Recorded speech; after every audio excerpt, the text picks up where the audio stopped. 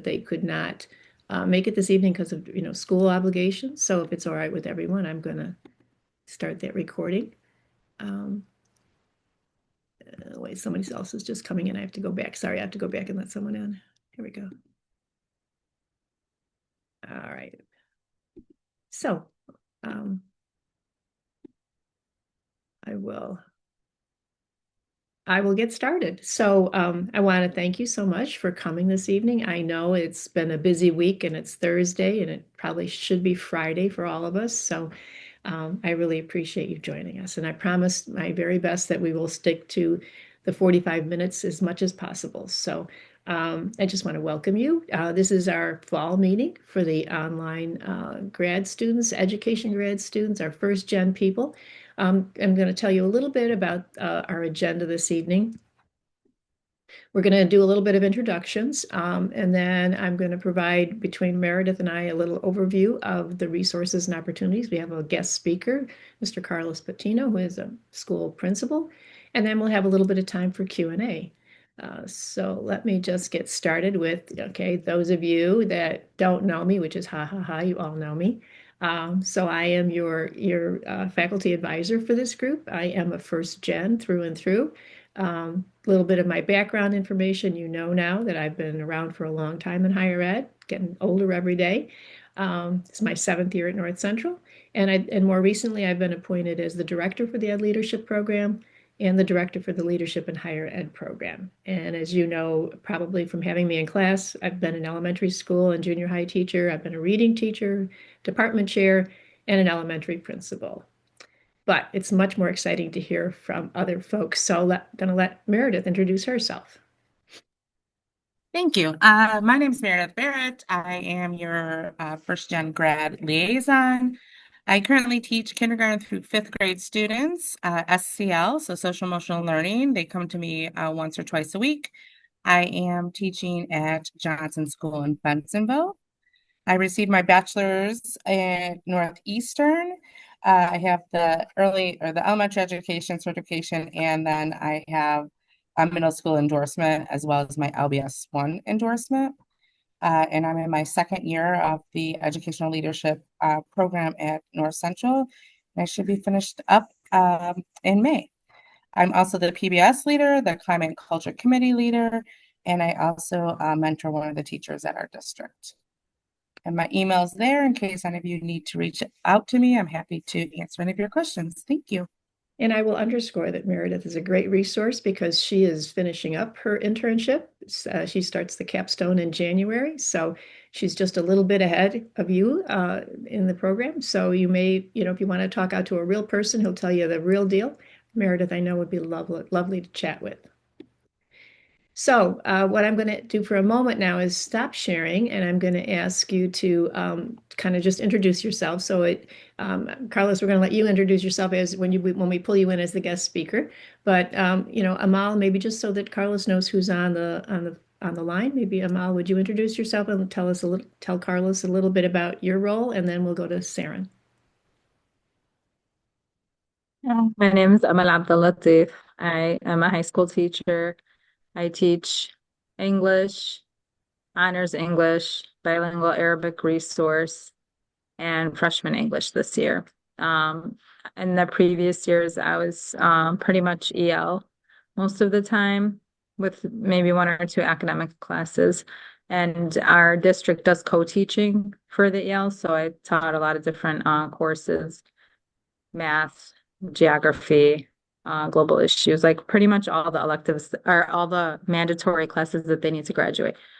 And so I have a master's in teaching English and one in EL, and then this will be the leadership one. And who knows what's next? Thank you. Sidian, go ahead. Oh, you're muted.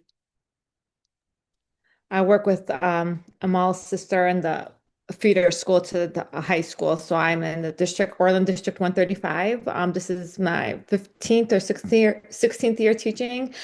I only taught 4th grade for about 2 years, but I've been EL since in 2 different districts. I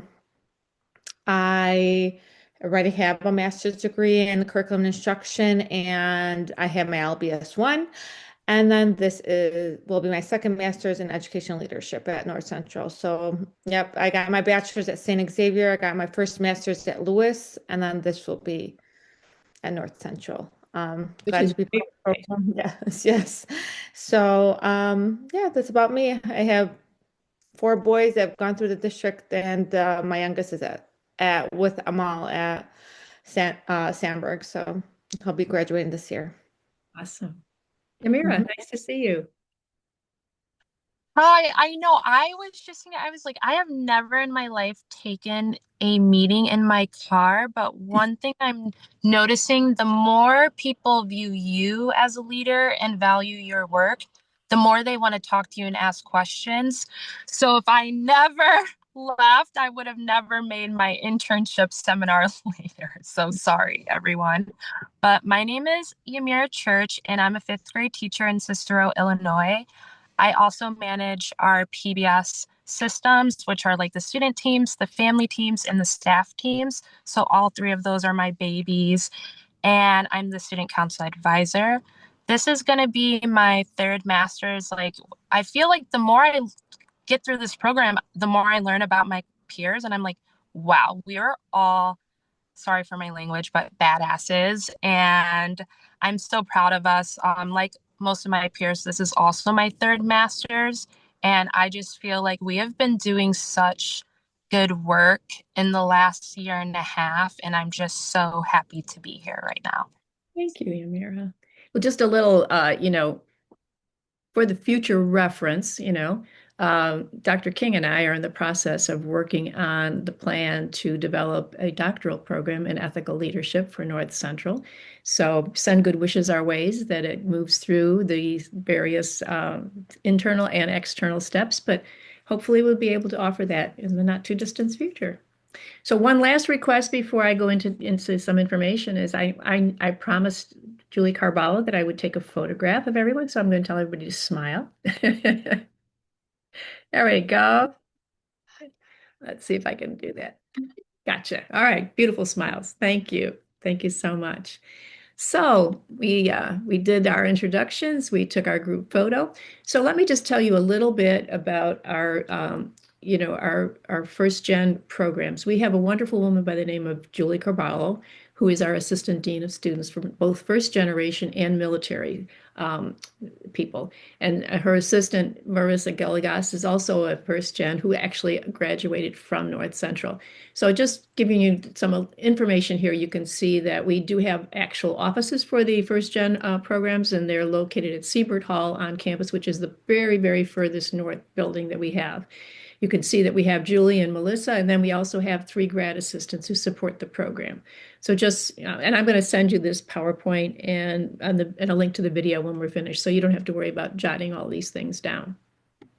Julie did ask me to share with you that there's a new opportunity that has happened, and that is that she has started a Facebook type of thing and an Instagram type of thing, and I'm calling it a type of thing because I'm not very good with those things. But they want to start featuring our first gen graduate students. They're going to do weekly posts on their social media pages starting in spring.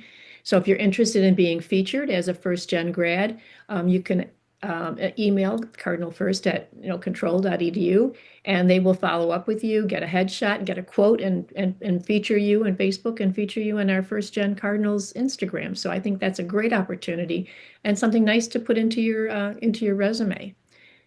Also, she did want us to talk about the fact that there is, if you're interested, they have a YouTube channel for North Central, and they actually have one now that's really kind of nice, and it features 10 of our first gen students who are undergrads sharing about their experience. So again, when I send this to you, you'll be able to click on that and you get be able to see a little bit about it. I like this. I love this photograph because if you get creative with your imagination, that's all the students that are undergrads in the formation of the letter one for Cardinal First, which is what we call our first gen people. So she makes people get up at 7 in the morning to do this photograph every year. So this is the most recent photograph of those folks. So I want to also remind you that we do have a wonderful pinning ceremony that will take place on Friday, May 1st, which is commencement weekend. So those of you that are graduating or finishing in December, those of you like Meredith who are finishing in spring, and those of you that are finishing in summer, all are entitled to participate in the weekend commencement activities. Those of you that will have capstone in the summer of 26, you have only that will be your last course. So by tradition, we allow anyone who's graduating in summer to take part in the May commencement activities. So this pinning ceremony is really special. A lot of people bring their family and friends. And at this particular ceremony, each first gen student will be awarded a pin, and you can actually choose who you would like to give the pin to you. In other words, a pin for you. So you can choose a faculty member, you can use a staff member, someone that you feel has supported you throughout your journey at North Central. And so the pin is awarded to you, and it's a lovely ceremony. I've pinned it several of our alumni that have gone through this, and it's a nice, intimate ceremony, especially on that busy graduation weekend. The other thing is that if you wish to purchase a stole for first gen graduates, they can be purchased as well, so that when you are dressed in your cap and gown for graduation that weekend, you can wear a special stole that indicates that you are a first gen grad. And if you want more details, Marissa would be happy to talk with you. I'm going to turn it over to Meredith and let her tell you a little bit about the Honor Society that you can also consider, and she'll tell you all the details. Okay, so our Tri Alpha Honor Society is takes the sorry. Ah, um the induction ceremony will take place Thursday, April 16th from 6:30 to 7:30. It's in the Once Concert Hall. Applications open in February. You can go to the website to get all of the information about the requirements to join. There are also honor cords available for our graduation, and they go on sale at the end of March. And then next slide, please. So this is the requirements for membership. They are a little bit different for our graduate students than our undergrad. There is a $15 membership fee that covers your lifetime membership. It gives you a certificate and a pin. So you can look that over, and then email is there again. She's happy to answer any of the other info or any of questions you have regarding this program. So we also have a writing center that's available. One of the things that it's important for you to remember is that there is a physical space that you can go and get writing service help, but there's also synchronous appointments, because sometimes with us as grad students, we have a hard time fitting into those hours that they're open. So the Writing Center is piloting a program to support the grad students by offering online asynchronous tutoring. They do have expertise in writing and can guide and train you for the work throughout the Writing Center. And they're currently graduate students at North. And then the next slide talks more about the center and how you can get some different scheduling for some tutorials, as well as how to reach them to get help and support with writing. Thank you, Meredith. It was perfect. Thank you.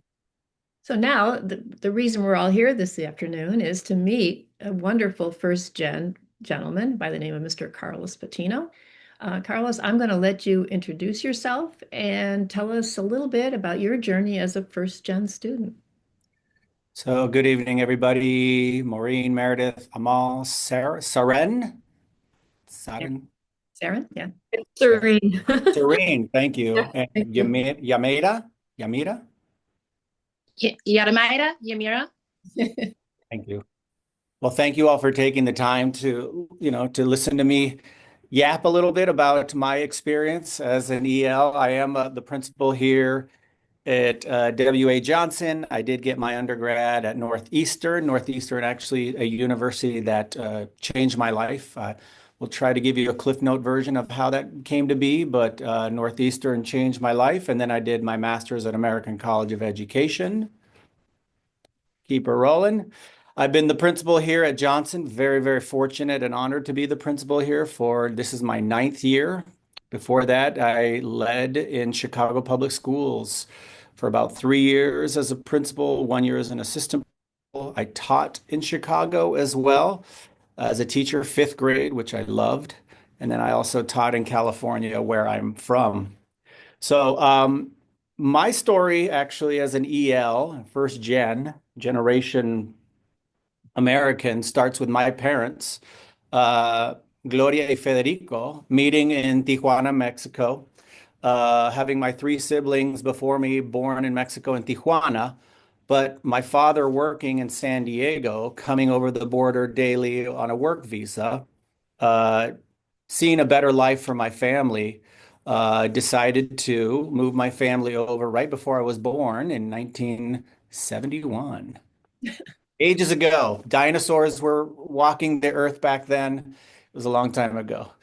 So, growing up in San Diego, California in the 70s, Spanish was all we spoke at home. That was everything I learned from my parents, from my family, all we spoke. So as a toddler, newborn toddler, up until I was 4 years old, I only knew Spanish. And it wasn't until going to preschool that I started to get introductions to it and watching television, Sesame Street and Electric Company, kind of the ways I learned English. Um, get to school as a young EL, your kindergarten. I will never forget my first day of kindergarten. I will never forget it because we were asked to draw a candle. And they were speaking to me in English. I didn't know a ton of English, but they asked us to draw a candle. And so I drew a candle, and the flame I drew was blue. Why did I draw a blue candle flame? Because my only experience was a candle. We really didn't light them at home too much, but I saw the gas, my mom turning on the gas grill. So I drew a blue candle. I remember being yelled at immediately and made to cry by a pretty tough teacher. And I remember that experience vividly as somebody who could not communicate in the language. My only background and schema that I had around candle and flame were this blue thing. So that stuck with me. So I became a pretty shy kid, obviously because of language. But it was caring teachers throughout that after that experience that really, really pushed me to be my best. Now, if I'm going to transport you to these dinosaur era of the 70s, in the 70s, at this school, which was a Catholic school, you were only allowed to speak English. You were not allowed to speak your native tongue of Spanish, of Urdu, of any other language. It was a very different time, and that was okay. That was kind of what was okay back then. You speak English and English only, and you don't speak a lick of what your other language is. Well, as you may imagine, my identity as an American and the language of English went like this. Very, very started to become very proficient. But what also started to happen simultaneously is my Spanish started to go like this. So that not only lost, forced, well, I started to lose what I felt was my identity as a Latino, as a Spanish speaking bilingual person. I'd make grammatical mistakes in Spanish. My family would laugh, family members, cousins would laugh. So it started to impact me pretty significantly. Fast forward a little bit, school continued to be, caring teachers continued to push me, and I started to do okay academically. But then get into high school. Again, that identity as a Latino, I mean, really, really low. I wouldn't speak Spanish. I was embarrassed to do so. I only spoke English. Long story short, friends, I started to struggle pretty mightily in high school. Quit pretty much after high school, got into a community college, but quit pretty much immediately and swore off education for the rest of my life. I'm like, I'm never going back to a school. The experience was horrible, especially in high school. I just want to do whatever remedial jobs I can do. And that's how I'm going to live my life. I want to play in a rock and roll band and live these crazy dreams. Well, my 20s and life kind of kicked my butt a little bit to Yamira's point of kicking butt. Um, life kicked my butt. I lived across the country working odds and end jobs until I got to Chicago. And that was when I was in my late 20s. And I finally met somebody that said, hey, working as a busboy at a restaurant, that said, hey, you are way too smart, Carlos, to have this kind of be the end of the rainbow, your pot of gold. Have you considered going back to school? I was like, absolutely not. There is no college on earth that would accept me, my low grades, especially in my later years of high school, community college. There's no school on earth that would accept me. I had no confidence. I had no goals. I was struggling with self-esteem. And so somebody gave me an application to Northeastern and I applied and I'm like, sure, I'll apply, but they're going to say no. Lo and behold, I got accepted. And so I was like, all right, Carlos, after my 20s had kind of again kicked my butt and life had living life away from college and education, I was like, I really got to go back and I got to focus. I got to refine my why. So I swore that I would go to college. Nobody in my family had ever graduated as well.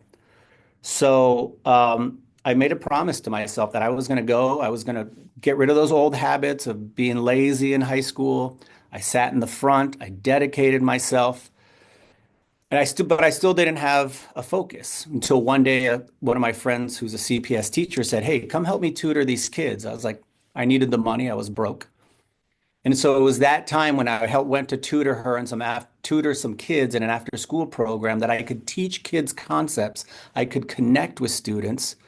Um, Having never had any teaching background, never had any background in pedagogy and how's the best practices, I could teach these kids math. And that is when the light bulb went off. Not only was I back in school at Northeastern, I finally had my why, which was education. Similar when I was a young boy. Again, those teachers, as tough as they could be, really making a profound impact in my life. So I, again, not only swore myself back to going back to school, but now it was education. Became a teacher. And really also, it was about being in schools with students that look like me. I did not want to be teaching, pardon the expression, but I wanted to be teaching somewhere where I could make a difference in the lives of students that like me. Our school here in Bensenville is about 52% EL, 64% low income, 72% Latino, Hispanic. So this to me has always felt, and teaching where I taught felt like it connected to my why of making a difference for ELs. Um, so yeah, I think that again, education, whether it was early in my life to kind of give me that foundation, and then my journey of being lost and then kind of being refound has been kind of in this world of education where I think education is a huge difference maker, especially for our families I think it can help level the playing field. Absolutely. It is part of my why. Um, and yeah, that is my story a bit, I guess, in a nutshell. So again, went from teacher of ELs in fifth grade to now I'm a teacher. I'm a principal of 9 years. We have a staff of 123. Um, Again, amazing staff, EL teachers, dual language teachers, in a community here in Bensenville that is very, very supportive. And I feel just pretty lucky to be where I am, making my mom proud again, being the first to graduate from my family. That was a promise I made to her that I kept. Um, so yeah, that is my story as an EL first generation human in this country. Carlos, that's fascinating. I'm curious, how Ask did me anything. how did you end up getting into administration? Because we've got people here on the call that are all in leadership programs. So amazing that you found your calling and your why with students, and then you made the jump into administration. How did that happen? The dark side. No, it doesn't have to be, though. It doesn't have to be. So again, I taught for 10 years in the classroom, and it was about year eight that again, a person, again, throughout the journey, it was not only education, but it was specific individuals that connected with me that both uh, saw my strengths and praised those, but also pushed me to be better and do more. And there were people that could do that in unique ways. Anyway, after year 8 of teaching, I got a brand new principal, and he saw my leadership potential in, in my teaching. When I met with my grade level peers of like talking about how we could improve instruction, what are different ways we could approach, again, instruction or things happening in the day to day. And he took a flyer on me and said, "Hey, I'm going to nominate you for this leadership program." And so I got into that, kind of tested the waters. Is this something I wanted to do? And again, saw the difference that I could make within a classroom of 15. Well, in CPS, I did have a class of 37 once. Uh, so I saw the difference I could make in a classroom, but I saw myself then being able to replicate that on a greater scale. If I could impact that in a classroom, what if I'm able to influence that now with teacher groups or clusters or an assistant principal to lead a community in a school or a principal? So I think it was that, um, again, that principal that saw that potential in me, and really started to help me learn the best practices of within leadership, which is challenging. It is not easy for those of you that are considering it, but it is. I love it. At the end of the day, it is the hardest job. But I think the amount of impact that you can make in supporting your teachers, your paraprofessionals, your students, your community is. I saw it as a multiplier of the impact I could have. So as a first gen principal, how do you think that gives you an advantage in your position and in your community? Great question. I think that it gives me, I can, again, from a community that at my school, 72% are Hispanic, 64% low income, 52 EL, like automatically my families, when they see me, again, they see somebody in themselves that they can connect with, somebody that when they talk to me in a more profound way like this, I can talk to them about my story, about my struggle, trying to get them in for attendance reasons, trying to get them in for academic reasons, trying to increase their capacity. So I think it's given me credibility and trust, which is incredibly important with the community here who is incredibly trusting of the work we do and grateful for the work we do. It also gives me a lens into how we can support the students that we serve too. When I support the teachers, obviously through EL best teaching strategies, but just how to make them feel welcome, make them feel that they're not, that they have value, that they're not empty vessels that bring nothing or a hindrance to the class. You do have some teachers that view them as deficit mindset oriented, unfortunately, but that they bring strengths, they bring linguistic strengths, they bring cultural strengths, they bring experiences that many of us haven't couldn't even fathom. So again, trying to see that help our community also and our staff see that as a plus versus a detriment. Wonderful. Thank you so much. Now I'm going to open it up for questions because I'm sure that questions, comments, I'm sure my students here would love to ask you some things. You can ask me anything. I won't.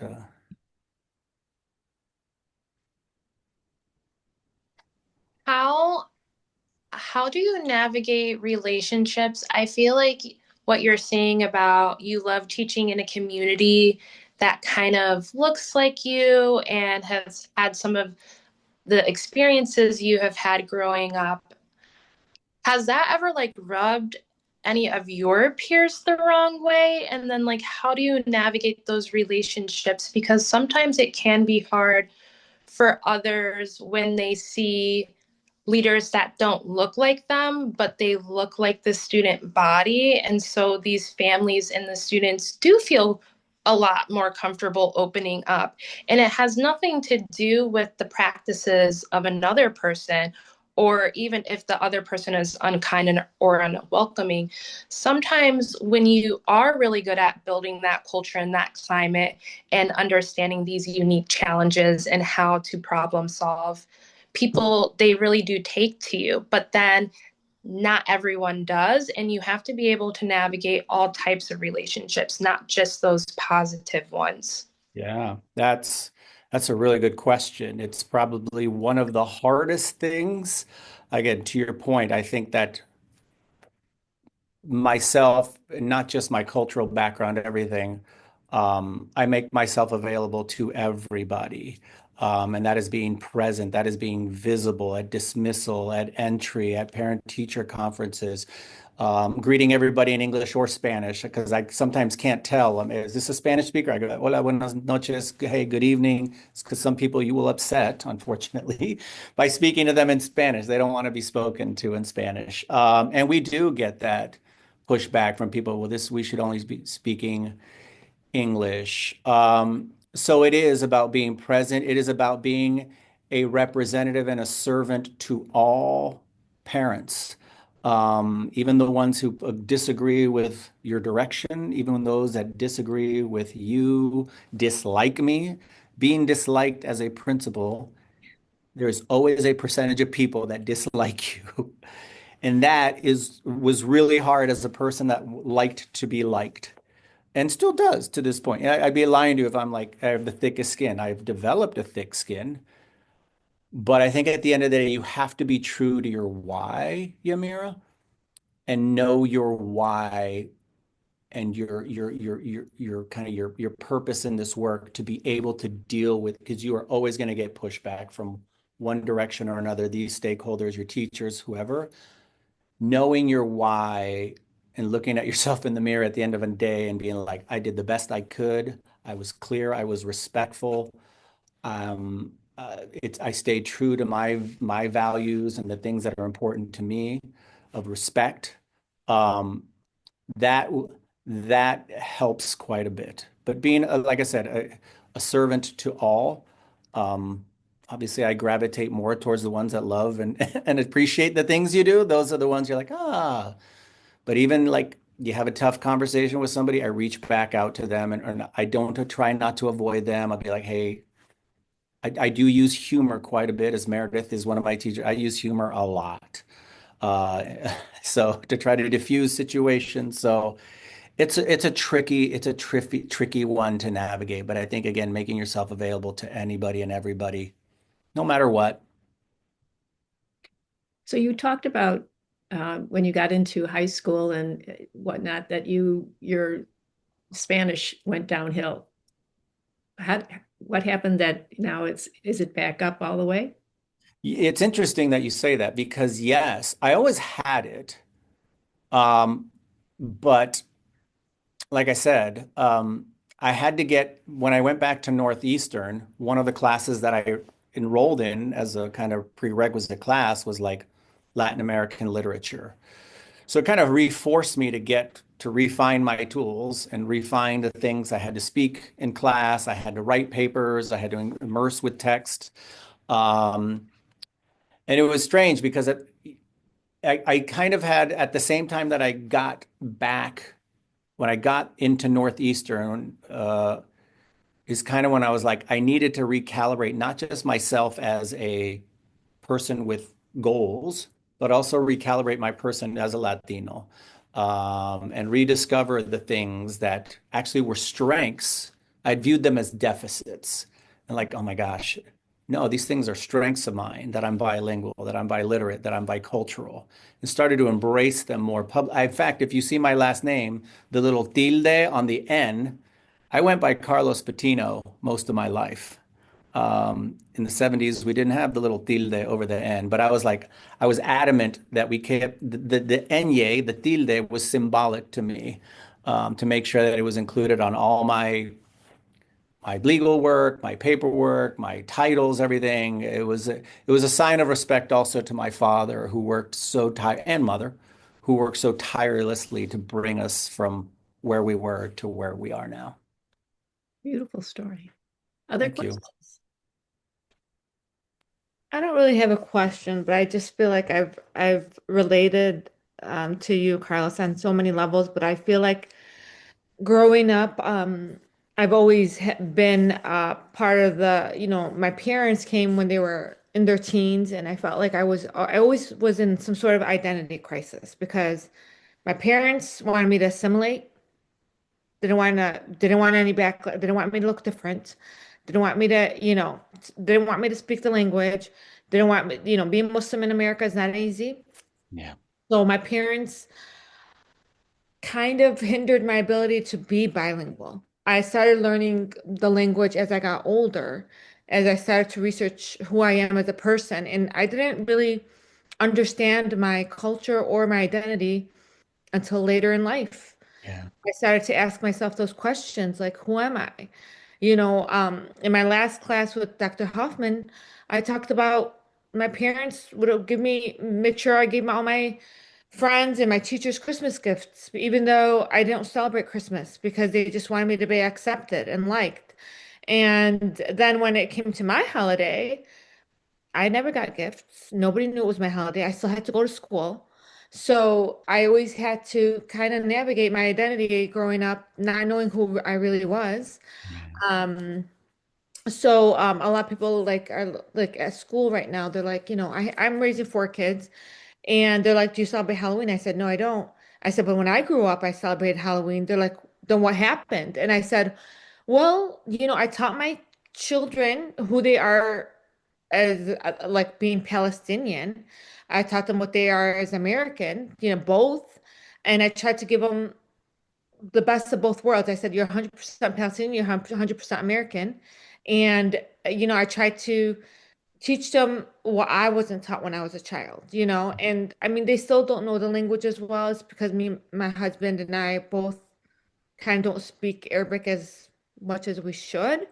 But I was, like I said, I was always in an identity crisis. And even right now, when I'm navigating, um, if what, going into a leadership position, like when I'm in the Orland Park, majority of the schools in this area, the administration is white. We don't even have bilingual, like besides our EL department, we don't have teachers that any diverse teachers. They're all white. Yeah. I mean, when I'm in a school where there's 600 students and we have about 100 staff, that's including paraprofessionals and everyone else. Yeah. Um, the two EL teachers are the only Palestinian teachers that speak another language in the whole school. Yeah. So it's kind of like, do I want to stay in a district where, I don't look like the rest of the staff? I feel like I'm still figuring out who I am as a leader and where I belong. So it's kind of hard. So I'm always navigating that. Thanks so much Well, for I appreciate you sharing that. And I can only imagine I, I I could identify and connect with some of the things you were saying. I love how you said you kind of it's never too this idea of it's never too late. It's never too late. Again in my late 20s, I was like, well, I'm going to work these remedial jobs the rest of my life and that's going to be it. But it's never too late to find your identity, to find those things, to find if again, I'm not telling you to switch schools if that's what you choose to do, but I it's just never don't know too what to late. do because the surrounding suburbs, Yeah. I think they have more diverse teachers and True. admin. Yeah. So maybe that's where I should be looking at. Yeah. But then Yeah. again, what do I do with this? The majority, we have a large Muslim population that's considered Right. white. Uh, Yeah. so what do I do? What do I do? I don't know. Yeah. I can't answer that. But again, if you stay, again, you're not asking for my advice, but if you stay, start with the willing again. Start with the willing again. You and this other person making the impact that you can for those kids in that community and being a beacon for those families. If it's not there, and if it's somewhere where you feel where you it feels a little bit better, like to connects more to who you are, then by all means. But if you stay there too, know you're making a difference. No, I you think, are. yeah, You are. I You. think, I think either choice probably be okay. Yeah. and Yeah. your goal now is to finish the program, Yes, exactly. get that Finish degree, strong. and then you have time to exhale and think about it. Yes. Any other questions or comments for Carlos? Irene, thank you for opening up tonight and saying that because that's exactly why I dashed to my vehicle today. Because I do understand and connect where you're coming from of being the only one, especially like in the district. And sometimes I feel like sometimes people don't even know how they're coming off or how their action is perceived and then the impact of it. But like the more we get through this program, it just has such an equitable cultural lens to it that I've never even really seen in other programs that I've done, nor do I see modeled in my own building. So lately, I feel the same way. I'm like, okay, I've navigated being the only one, but the more I'm learning, I'm like, am I even comfortable with this anymore? Because how people are acting, are there better spaces for me? But then what happens to all of the families and the students that I've been helping to Yeah, impact? I'm on the same wavelength. Like same thing. Like I'm very open, so I have lots of teachers coming to communicate me about, culture, things like that, and I understand. But now I'm like thinking like it's just plain like um they're just I don't like it anymore. I just don't like the fact that they can't open up and understand other cultures and be more open to understanding instead of just I being think closed. yeah, I think you're touching on something very important to reflect on, and that's you have to put yourself first, right? Where you feel that you can make a difference with your heart in the right place. Because if you're in the wrong place, it can be very stifling and it can be very diminishing. And I think you're making the right you're looking at the right things. I think you're asking the right questions. I don't think you have to answer them all right away, but I think it will happen organically as you gain more confidence and you gain more expertise. We just have 1 minute left, so I'm going to turn to Meredith since she works for Carlos and see if there's anything she wants to tell us about Carlos that he didn't tell us. Where do I start? Yeah. Um, I have nothing but amazing things to say about Carlos. He is a leader that I definitely look up to. He is my mentor through the internship, so I've learned a lot from him, and I'm hoping to continue to learn from him. One of, I think, his best qualities as a leader is his ability to be vulnerable with his staff and transparent with his staff. And that allows us to see his vulnerability and then match that so we can grow. He's always our biggest cheerleaders, and he has, as his intern, he and I have had some great conversations about where I can personally grow. So again, I just appreciate his expertise and his uh, experience of what he's been through to help guide me as where I'm going and just to guide our school where, kids are first and we look at a lot of the whole school um, aspects of things, to make decisions. And I think it's just phenomenal what he's doing and his growth that he's made since I met him so many years ago. Well, I want to say thank you, first of all, to Meredith for recommending that we have Carlos as our speaker this evening. And I want to thank you, Carlos, so very much for agreeing. I know you have a very busy schedule, and to give us 45 minutes out of your evening is precious time. Thank you so very much. Oh, thank you. Thank you for having me. I appreciate it. Thank you all for listening. I appreciate it. So I will say good evening, and I know some of you have many things to do. This has been recorded, so I'm going to stop the recording.